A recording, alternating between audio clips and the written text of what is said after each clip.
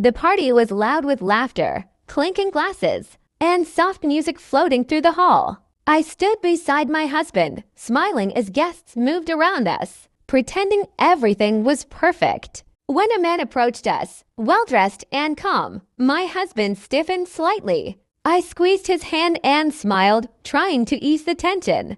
"Don't worry," I whispered to my husband with a light laugh. "He just wants to talk." I truly believed that in that moment.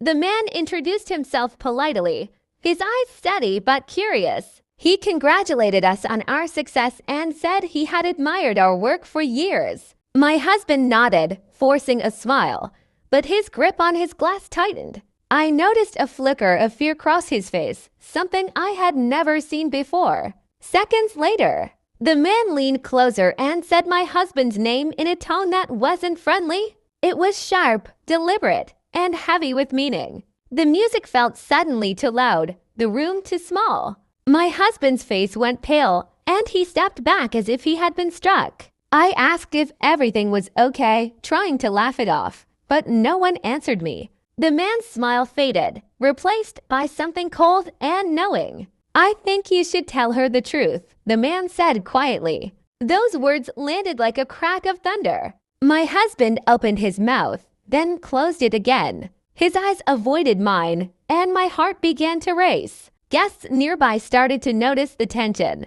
their conversations slowing as they watched us. I felt exposed, standing in the middle of a moment I didn't understand.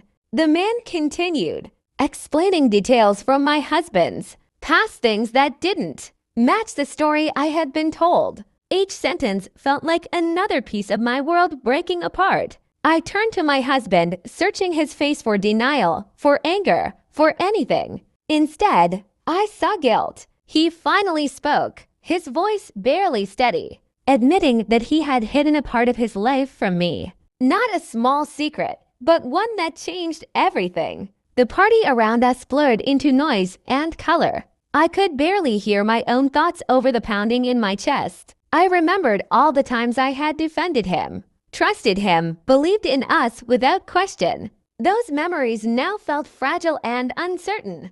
The man stepped back, his role finished, leaving us alone in the center of the room. Silence hung between us, heavy and painful.